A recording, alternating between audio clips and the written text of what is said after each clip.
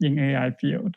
So it's our honor to hosting this series post-COVID-19 event to bring together quite few AI-related professors from University of Alberta and present their talks and their research to the audience. So today it's the second presentation from Professor Cheng. And Cheng is associate professor from Department of Electronic Engineering from University of Alberta. And before joining University of Alberta, Professor Cheng was working in A-Star in Singapore, and also worked in Chicago and Australia as well. And Professor Cheng have very, very strong publication in computer vision, including the top venue like PAMI, ICCP, and CVPR. Let's welcome Professor Cheng to present his research on the computer vision and what's interesting happening in his lab. Welcome, Professor Cheng, your turn. Okay. Well, thanks, Li Hang, for the introduction. So, hello, everyone. 大家好. So, thanks for coming. Following about 40-50 minutes, I will try to share with you what's going on in my research and in my lab. So the topic I changed slightly, but it's basically what we are doing is around so-called computer vision or image analysis. Is more specifically for us is to analyzing images and videos, and particularly we look at people, we look at humans. Well, sometimes we also look at animals. This has been carried on in ongoing efforts and established effort. I mean, what we have done already in the past few years. And this slide, actually, I'll have quite a few of collaborators, which is shown here. So to start, to motivate, maybe allow me to show you the following. Can we? So when are you leaving? Next Tuesday. College, it's the best. Your mom tells me you're all packed. Yeah, that's right. That's proactive. Thanks. So I just fast forward, because the content is, there's a trailer of figure out some more stuff for himself. Always do what we think is best for him. At the end of the day, Michael, he's going to have a very simple life. And it's going to be up to him to decide how he's going to live that life on his own. Just leave me alone. What the hell is your problem? Oops. Okay, anyway, so it's done somehow. The reason I'm showing you this trailer actually is from, let me be safe, come back and pause. The reason I'm showing you this is there are many movies, but it just want to present and remind us as a human being, right? Our actions, our motions, our behaviors, visual behavior through the means of images and videos are really fascinating, dynamic, and contains all the, a huge space of possibilities. And really, for us as a computer vision researcher, okay, what we want to do here in this space is to really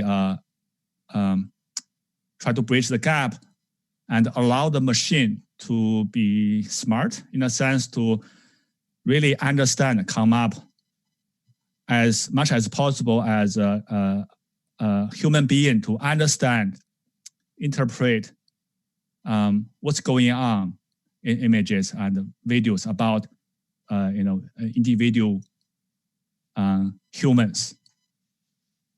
And here I show you this slide has a lot of jargon, which is fine. So let me explain a little bit. We look at static images, single image sequence, a single frame of the image sequence at a time. And for a single image, we look at the body posture, okay, of that, say, a person or a group of people in that picture, right, in that image. If we look at the temporal image sequence aspect, we want also to identify and maintain the tracking, right, of a particular ID, particular individual over time. And we can do, simulation of the motion and so on. So on and so forth, many things. So you may wonder, really, what is the driving question we try to pursue in this space, which is, let's say in maybe 5, 10, 20 years time, okay, we want to bring up the level of machine to really be able to transcribe human motion, what we see in a film, let's say, in the image and video, into, let's say, text, something people can easily appreciate, okay, or to human language, right? Something can be easily. So let's say, a movie, a filmmaker may want to start from a to generate or to produce a movie. Shouldn't do so.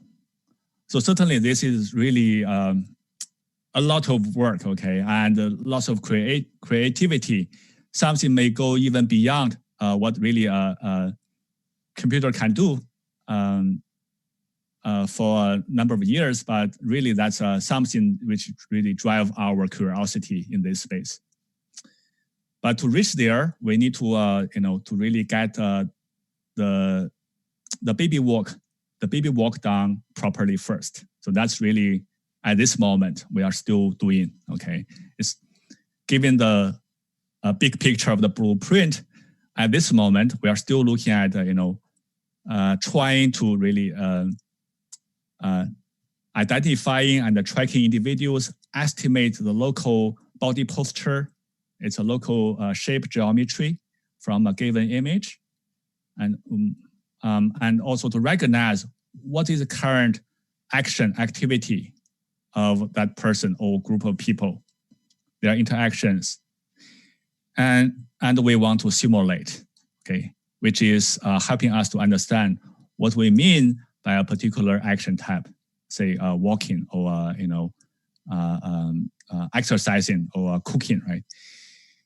And by the very nature of human behaviors, human motions, it also involves other signal modality. We talk about text, human language. We talk about speech, acoustic signal. So all these are coupled tightly, which we also want to understand. And certainly, this is fueled by the recent progress in machine learning and deep learning, which is also part of our interest. So in what follows, I'll spend a chunk of time to basically demonstrate what we have done in our lab on those bullet points, especially the first 1, 2, 3 points, and always they are related to machine learning. So things like computer vision graphics, which is really coupled. So we'll see. Okay. Let's start by looking at the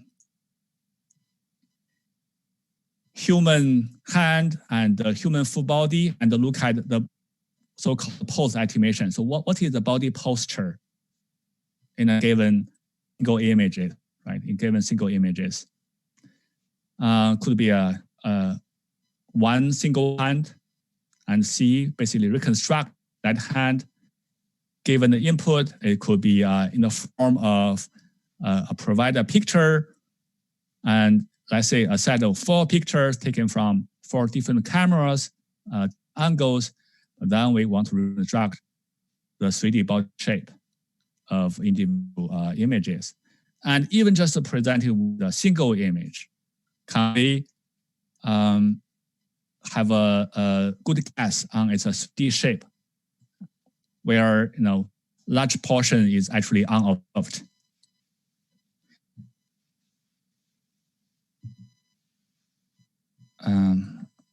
Next page.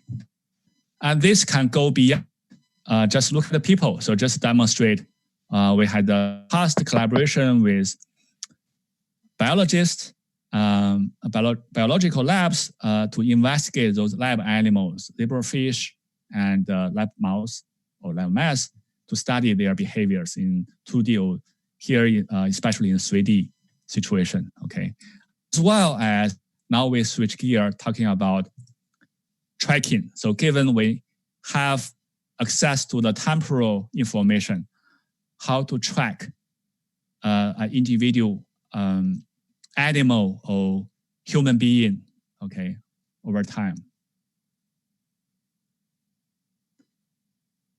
And to go a little bit beyond of looking at the people, okay, in this work, it's more like looking at the generic object space, okay, a little bit beyond, but it's still relevant. So still, the key here is we look at tracking a particular object over time, so maintain the same ID. So we don't look at other objects, just pin to a specific one and try to track it.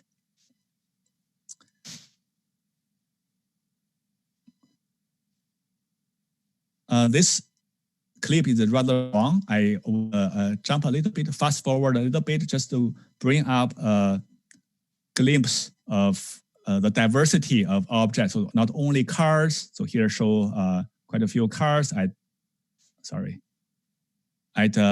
night or in the daytime.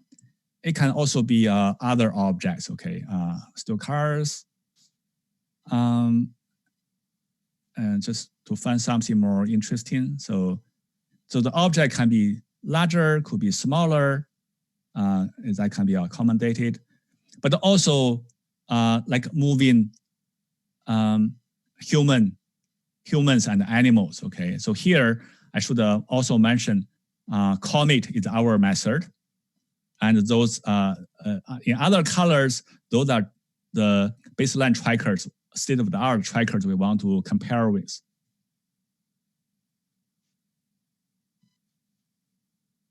So here we have 2 drones, one chasing the other, kind of situation.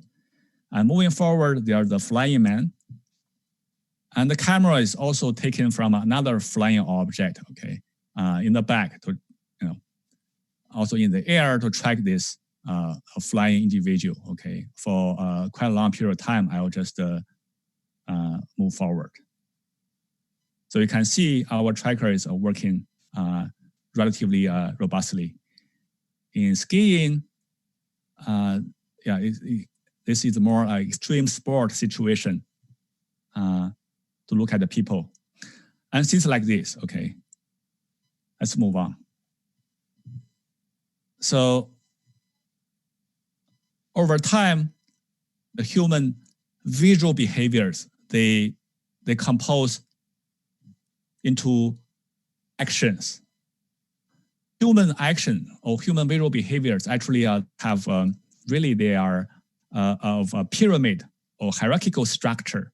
So we're talking about at the very basic atomic level, there are simple actions such as here show a few examples in human hand and the full body. They could up and to form more complex activities.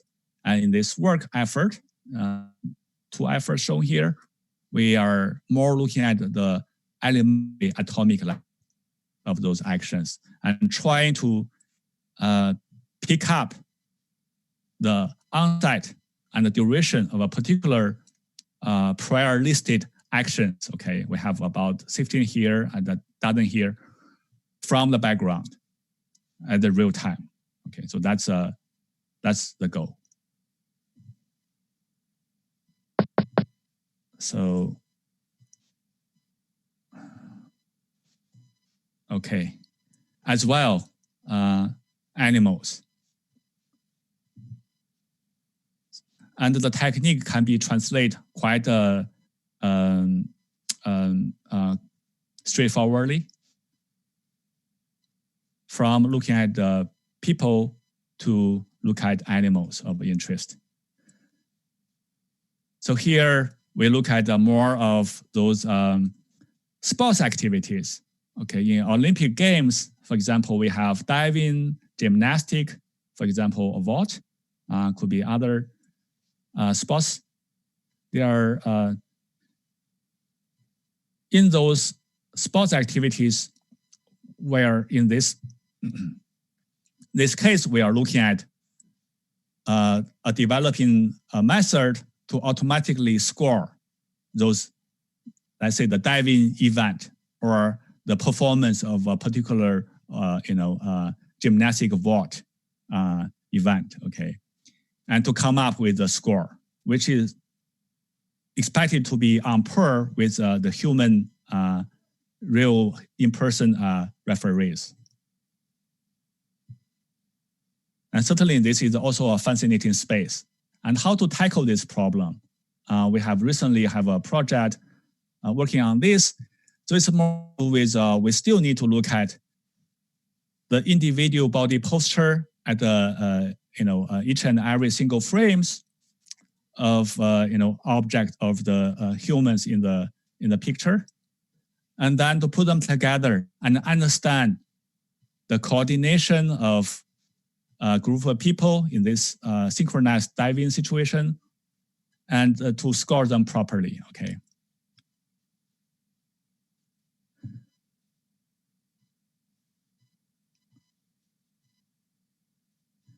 And we are still working on a variety of sports activities. Here's just to show you, give a flavor of those we are looking at this moment.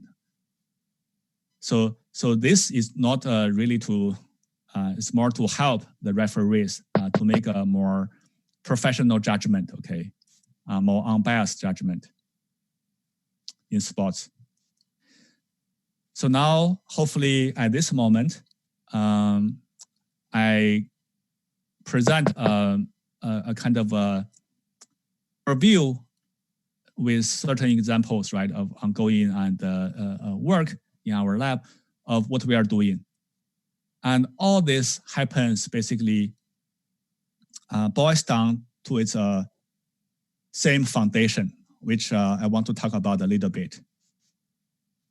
So really what's happening is we look at this so-called articulated object. Could be, mostly we look at the human being, so it could be an individual person. It also could be animals, which are formed by the skeleton, right? The body bones, which drive the motion with flesh and with a muscle and the flesh, to really make a 3D shape with all the deformation. But that's centered around the articulation of the skeleton. And in mathematical terms, or should I say in physics, this is nothing new. It's actually has been studied for 30, 40 years in, for example, kinematics. And in mathematics, it's called, down to earth, it's called Lie group. Okay, so basically we are looking at a special Euclidean group 3, which is nothing but just a fancy name for the space of rotation and translational transformation matrices in 3D space. Okay, and how this for individual joints, then we have a product space for putting all the joints together to form a skeleton, okay? And by doing so, then what happens is a particular body posture is always, okay, there's some space, okay, underlying space, which is a curved space, okay. A particular posture can always find an identity, it's a matching, okay, projection, or it's correspondence, should I say, at a point in this space. So this space, this point, basically encode the particular articulation, okay, of that object. So basically, this is a post-estimation problem, okay? So what is post-estimation problem? We want to identify the location of that point, given we observed from a 2D image, a certain visual experience of that individual object. And tracking now boils down also to identify a particular curve, okay, a sequence of objects over time. Action recognition is nothing but we chop down that identified curve into segments and assign a label to the individual foreground sub-segment, okay, or subsequence. So actually, in this sense, many of the problems we have or projects we have presented earlier, they come together, okay, in this thinking, right, in this understanding. And this is really, it's called a differential geometry. So really it forms the foundation or the group, the algebra, okay, form foundation of what we are doing from the mathematical point of view. And certainly we need to invoke the most recent machine learning engines, such as deep learning, okay, it's many different flavors to really enable a proper and very powerful prediction, okay, association of pictures and the real point locations or curve identifications, so to establish, this association in a stronger sense, okay. So that's what we're doing. So in the next about 20 minutes, okay, 15, 20 minutes, what I'll do is I'll dive into a particular project, which is shown in this short video here. I will switch to another, I think it's this one. So to show this particular project, which have been recently carried out and published at ACM Multimedia this year. And this is prepared by Cheng, who is currently the first year student, PhD student in our lab. And here we go, okay. So in his work, what we are looking at is, as the title suggests, action to motion. So it's more like an inverse problem of action recognition, where given a sequence of a human motion, right, we want to identify, to tag it as a particular action type. Now we are presented, okay, with, so to start with, we know what action we are looking at. So action type is presented. The task is to generate or to simulate, okay? Or you can think, right, human motions, but we have to do so. So we try to not just faking where everybody can tell immediately, right? It doesn't work. We try to synthesize human motions, which is realistic, and we want it also to be diverse. So we don't want to repeat each and every time to generate the same action sequence, okay? It doesn't help.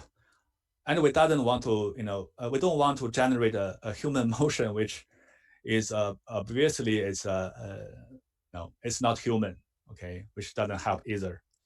So how to do this? So that's a goal. I just mentioned, natural and diverse. And we're given the action type.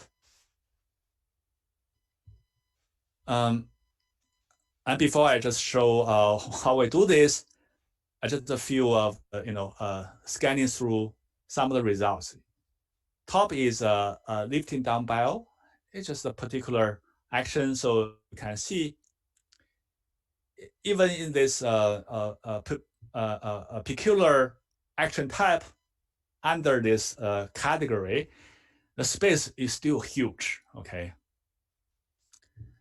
Let's fix a particular action, a particular human body, right? So this is a 3D shape of the same 3D shape is used across. But then you see they exhibit a variety of different emotions, which are more or less reasonable. Of the lift is a dumbbell to exercise, right? In different ways. Okay. And also we show a few other action types just to to give the flavor.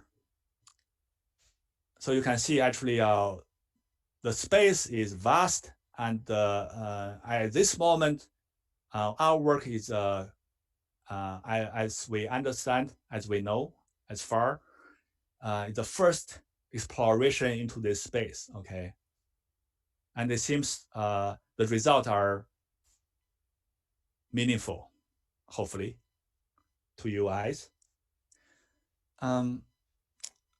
The technique we have used, as we show here, is more okay. First, we need to start building the body skeleton with the number of sexed bones, and in priori we know how a human body skeleton can be formed. Okay, so we approximate that. Then we invoke the machine learning tools. Okay, so here's not surprisingly the deep learning tools used. So basically, I won't go into the details, but on the high level, in training, okay, we engage our system composed of a few parts. Okay, most importantly, the middle one. Okay, sitting here called generator, which, as you can see, if it's you're familiar with deep learning, it's more like we have the encoder and the decoder, and pipeline to do this. Okay, it doesn't matter if it's sounds alien to you, which is fine. The main idea is we try to capture. So think about how we can sample. Let's say we learn a complex distribution. Okay, the distribution could be have many modes. Okay, it's a wiggly distribution, right? So some bins, some locations, we see a lot of activities. Okay, lots of observations, but in many other places they could be less. Okay, but they're up and downs. And assuming we can get to learn this, but how to sample it, right?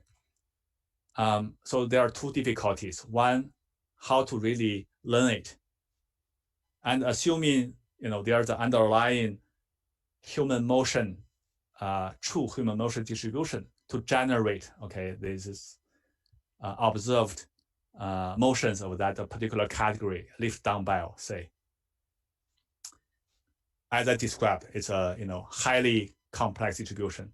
So first we need to catch that. Secondly, we need to be able to, even we have a distribution which is precisely this one or something approximately this one, how to sample, how to draw samples, such that the sampled points are diverse, right? So there are two kind of difficulties which we need to conquer in this work. And this schema diagram of our proposed algorithm basically trying to address this, okay, where we use basically a Gaussian distribution, but that Gaussian is in a relatively high dimensional space. So we have a sample, a vector, okay, a higher dimensional Gaussian space, right, with a vector output to capture the complexity of the underlying distribution. And we also engage, as you can see, the deep learning. This is a recurrent neural net called a gated recurrent units, as well as this encoder is a CNN, is a convolutional neural net. It doesn't matter if it sounds unfamiliar, the jargon, but those put together really helps to address both key challenges we are facing. Okay, and in real test time, okay, where we basically use some part of the model is thrown away, which only works to help training, okay, in the training stage. And in test stage, given we have trained a model, that's not necessary to keep that some parts there. So we have a relatively simpler, architecture, okay, here, to produce the final result. So given the input and generate the human motion, okay. And here, P is encoded the pose, current body posture. This is recurrent, okay? So it's a change of the time, but we need to start. It doesn't matter, okay? We actually don't know this. A is the action type, and C is the time counting, okay? And so on. So a very rough, a very brief, overview of the method, but let's see how it works. So we look at, in our current research, published research, we look at the 3 data sets. The first one is our homegrown data set of this number of motion clips and action tabs. We also have 2 other more well-known benchmarks, okay, where we can also make connection to some others' work, okay. But although in different, addressing different problems, but we reuse the data set to our purpose.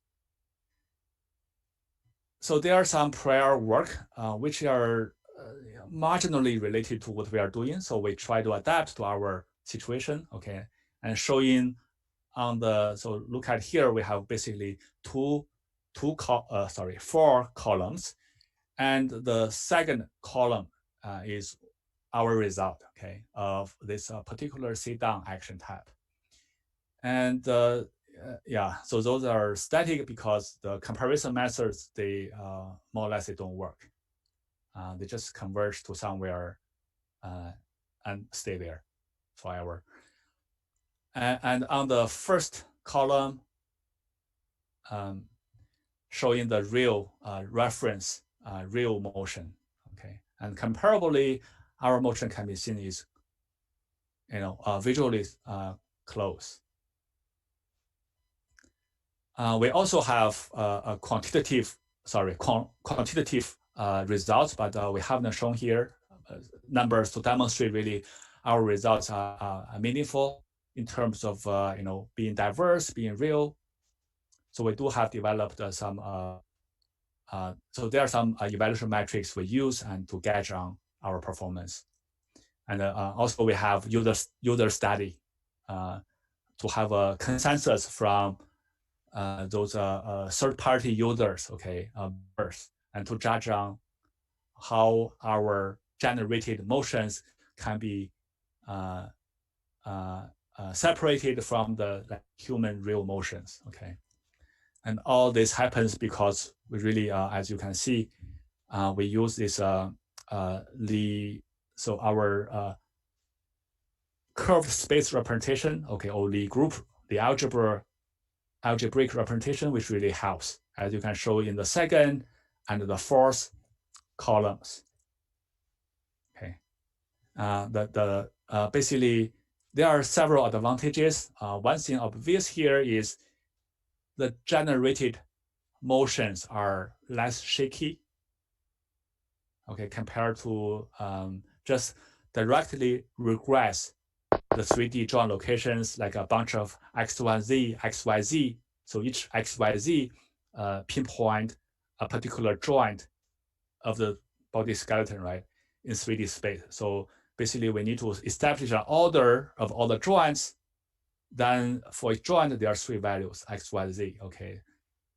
And if we directly regress, so you can concatenate this into a long vector. Let's say 20 joints, then we have a vector of length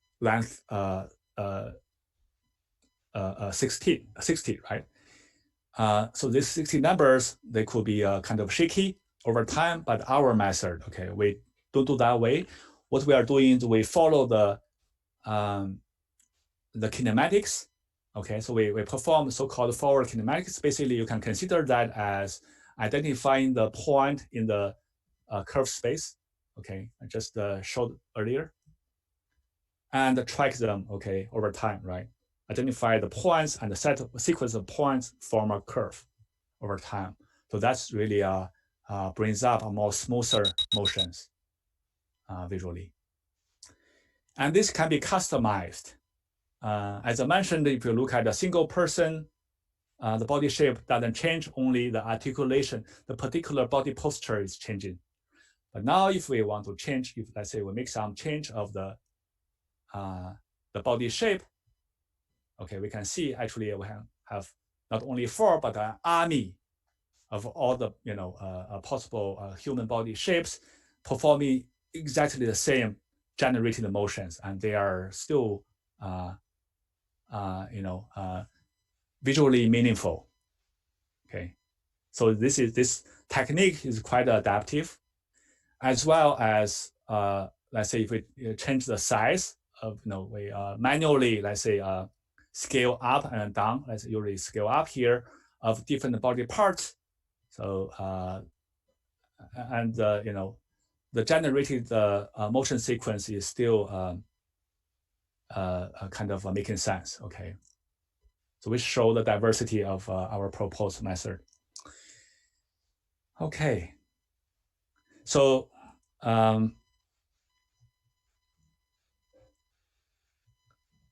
not sure if there's any question. Also, let me know. I think I still have some time, but coming back. So I think I'm almost done. So we were here, and so this work is still ongoing. Okay. To summarize, okay, in this talk, I hopefully I have presented you a flavor of the existing ongoing research project in our lab about looking at humans and animals, including from single images, the body posture, and its dynamic of the posture over time. So we talk about tracking, maintaining the ID, but tracking the dynamic sequence, and we talk about recognize the particular prescribed action types from this dynamic, right? And we talk about how to simulate, given some prior knowledge of action type. And we are always, as a researcher, we are open to collaboration, and it's always is open. In the past, I have been collaborating a lot with researchers from very different backgrounds, and still looking forward. Okay, and I also want to thank the funding agencies, including my startup, university grant, as well as funding from the generous agencies, including NSERC and UHJRC. So with this, I'll finish with my presentation and welcome possible questions. Thank you. Okay, Professor Cheng, can you hear Yes. me? Okay, Yes. so I have a question regarding like what's the state of art in this space? Like what problem is already well resolved, and what's the problem haven't resolved yet? And it's possible resolve like in next 5 years, something like somewhere like. Right. Mm. Thanks. Yeah, very good question. What I have presented at this moment is really actually it's the forefront of this field, okay? And this field is fast forwarding. An example, let's look at this. So only a few years shy ago, okay, we still have lots of difficulties to extract the two-dimensional body skeleton, okay, from image sequence. Okay, let's say from a single image, it's a 2D marking, okay, of the skeleton, right? So can we do this automatically by a machine? So this question, few years ago, let's say 3-4 years ago, was still very difficult. But now, only a few years now, right? We are not only looking at the 2D, we look at the 3D, recovering the 3D body posture, right? Not only just the skeleton level, we're looking at the fine detailed shape. So look at this picture. Really, it's still not there, fully yet, but only presented, think about it, for even for human being, right? Human eyes, or one image shot, right? Of like this, right? How can we know what's in the back, right? Or the other unobserved body parts. So, and really, we see fascinating progress along this rapidly in recent years. So really, this is a fast forwarding. Okay, yeah, it looks like it's really rely on the generative network, right? Using the generative network, be able to, like, based on the training data, be able to guessing like what's behind. Well, yeah, it's undeniable. Machine learning, especially the deep learning revolution, right, provide this powerful tools for us to use. But still, I mean, in our computer vision field, okay, it helps a lot. But still, we need to really figure out all the underlying, the physical laws, okay, how an image is formed, right, is generated. Even given we know all the pieces, all the 3D body shape and so on, that help to do the reverse guess, okay? So this is really, think about it's quite involved. So we need to really do piece, those pieces together to form really to solve this puzzle, okay? So machine learning is excellent. We also need to, advance in many other aspects, okay, to really solve this puzzle better. And look forward. Okay. And in this case, it's just using one 2D image?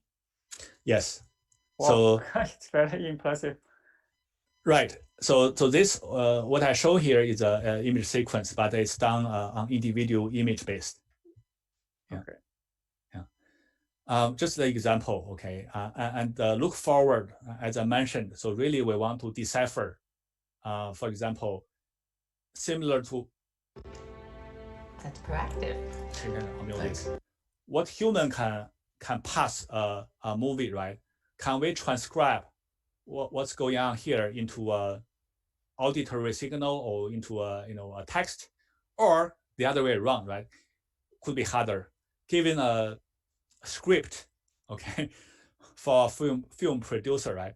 Can we generate movies, right? So That can be done. Certainly, we need to look forward, not only just maybe next year, but maybe longer time. But it's a good motivation, yeah, for us.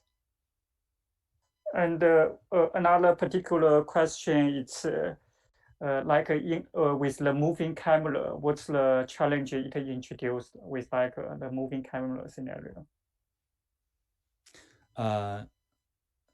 Sorry, so may I clarify with a moving camera? Oh, I see. Yeah, one video you show like this. Like the people are flying over the mountain, and because it's taken by another flying person, then it's more challenging to resolve this problem. Right. Thanks. Oh, I see. Good question. So this actually brings another dimension of challenges. Okay, where not only the scene, is dynamic. Okay, scenes are in, scenes are out. Right. The camera itself, okay, is also moving, and we don't know. And in practice, it's valid because in a 3D free space, the camera location and orientation can also be unknown. We need to infer. We need to have a good guess on that as well. So it's actually it's a more challenging, complex situation compared with when we have a fixed camera. So it's more like a camera mount on the road side post. Okay, those situations. So this is more challenging, and we need to, but we still have tools to address this. Okay, and this is really also a fast, we see a big progress, rapid progress in recent years. Yeah, so we participate in the VOT, Visual Object Tracking International Challenges, which is organized every year. I think we are obtaining a spot in general 5th in this year's edition, and I think in a particular event we are on top. We are the first. So they're categorized into many particular subtopics. But in general, I think we are placed at about the 5th.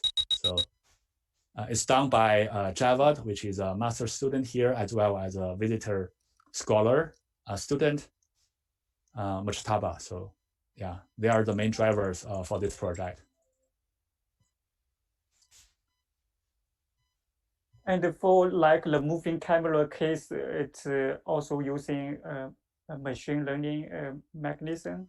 What's the process to recognize the object and without sorry, so money for so long yeah, may I confirm the question is about if it's a moving camera, how to address that part of difficulty, right? Challenge.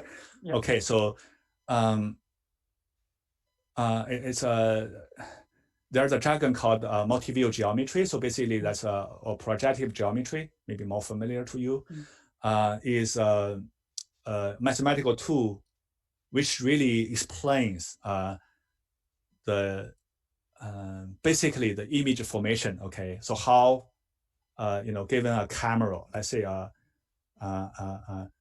thin lens camera, okay, how we can observe from the 2D observed space project back into the underlying 3D space, okay, and that can be factorized or decoupled into the camera motion as well as the camera intrinsic geometry, and also the other aspect in the scene, the object motion in the scene. Okay, so all this can be considered separately in that using that mathematical tool. So this is also established in the past, I think since 1992, 1995. It's very powerful for this. Okay, and the demo you show in this talk, what kind of application it can be? What I can imagine, it's like animation, like it can create animation Thank you. The movie like automatically that's a bigger application. So what other application could it be? Well, yeah, I think the question is more about the project I showed. So for us, okay, we are more from the curiosity side. From the application viewpoint, it's also a prediction work, okay, but it certainly has a huge opportunity in the coming age where we hopefully, okay, so now this generation we are lots of internet, right? But coming, maybe we are more into the younger generation, or into the AR, which is augmented reality, and virtual reality, where at this stage we still need to place some additional gadget, right? Mount and to see and to feel the virtual 3D. But imagine when we at that era, okay, AR, VR, and this generation of 3D motions could be very handy in many ways.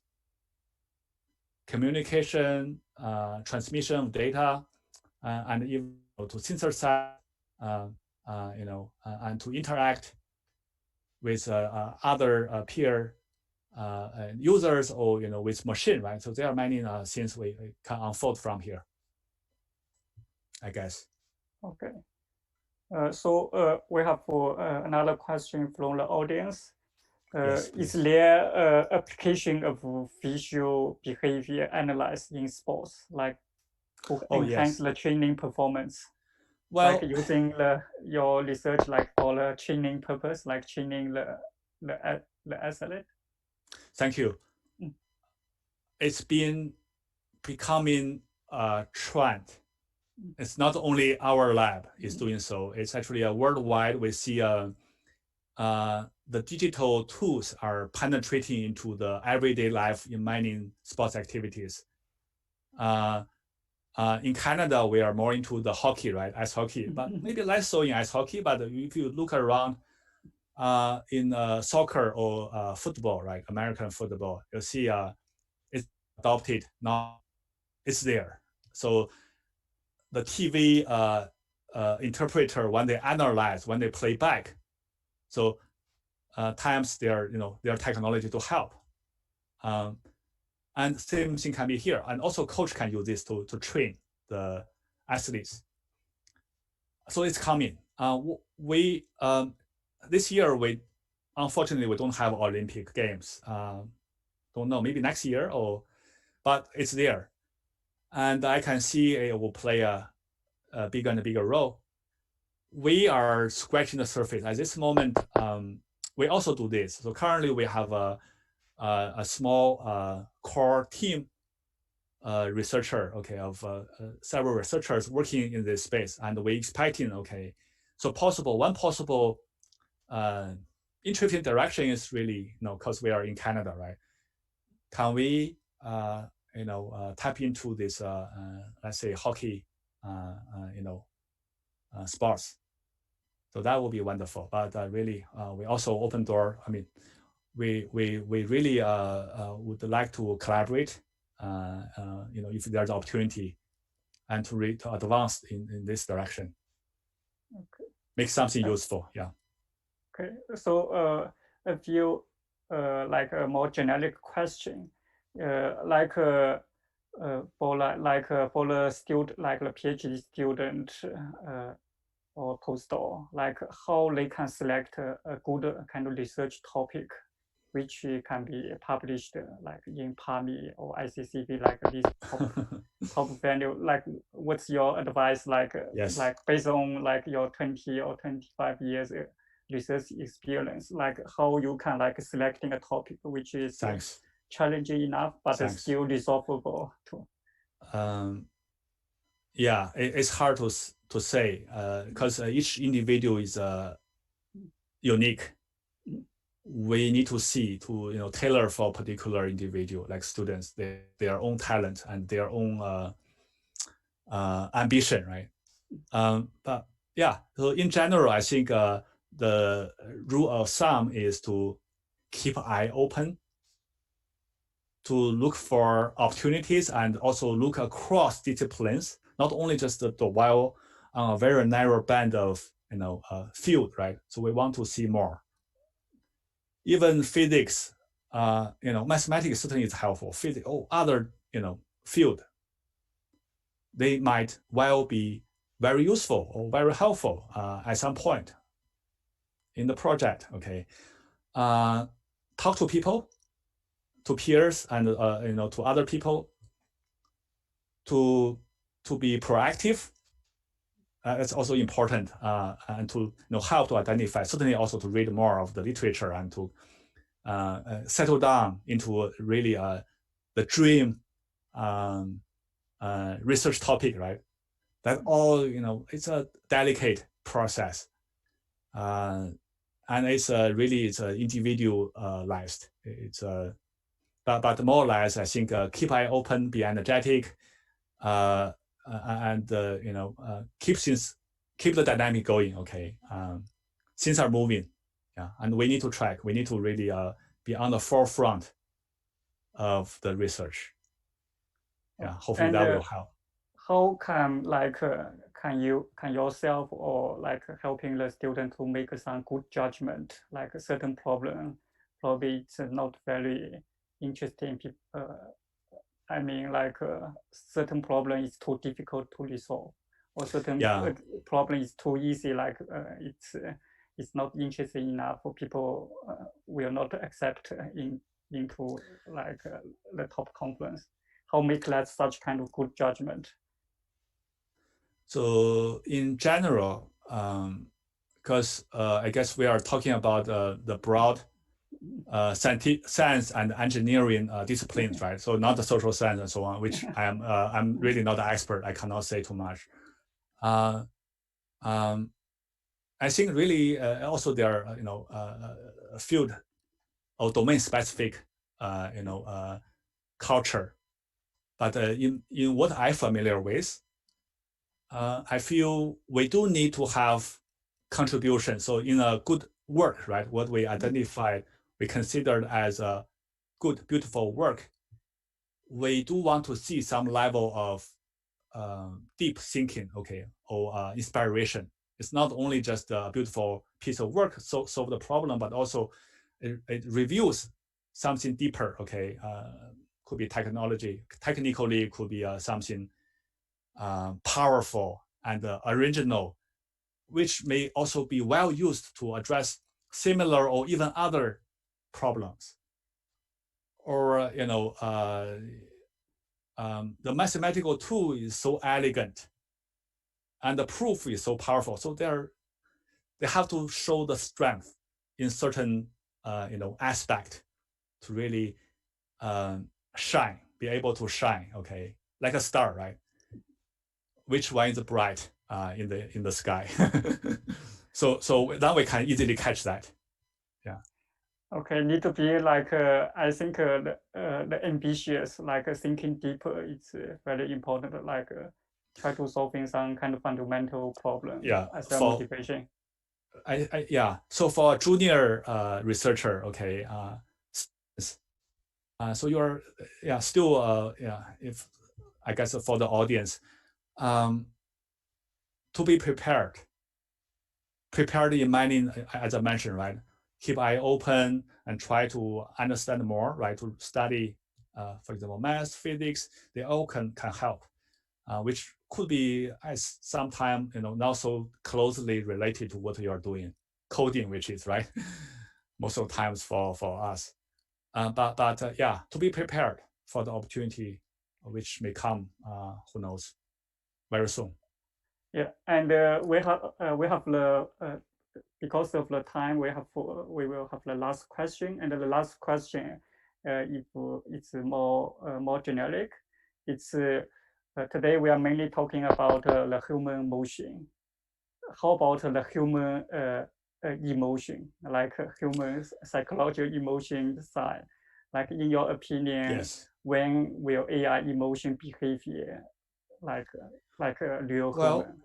It's more generic AI question. Yeah, I think it's already we see we really evidence a strong should I say progress in this general space topic of human motion understanding, right? So we see I think a few years ago that science paper of how to use this to by human resource department, right, to filter the candidates, okay, in the interviews. So what they relying on is a machine, okay, unbiased, robust machine to look at the emotion and the micro motion of human facial and hand, eye coordination, the subtle cues to read the inner mind of the candidate. So which is a digital tool assistant for the the human resource people, right? HR people. Yeah, that's really interesting topic. What I can envision is like using that tool can helping people preparing interviews. Like as well, yeah. Yeah, like instead of you need to finding people to do like mock-up interview, then you probably just open an app, then it will help you. See, this part of your mock-up interview is not very good, so you can prepare interview anywhere, anytime.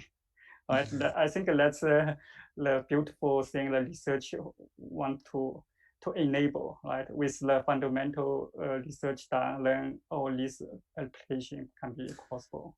Indeed, there are many opportunities. Yeah, it's fascinating. Yeah, the human visual behaviors, facial, it's really a vast, fascinating space. Yeah, today it's a really interesting topic. Like try to understand it visually and especially from the motion part. And really thank you, Professor Cheng, to giving us a very good overview, like in this space, what his research have done. So thank you so much, Professor Cheng. And we will wrap up. Do you have a final say to the audience? Oh, my pleasure. Yeah. Thanks. Okay. Thanks, Li-Hang. Yeah. Okay, so we will end this event. Thank you everyone for your attendance, and we can stay connected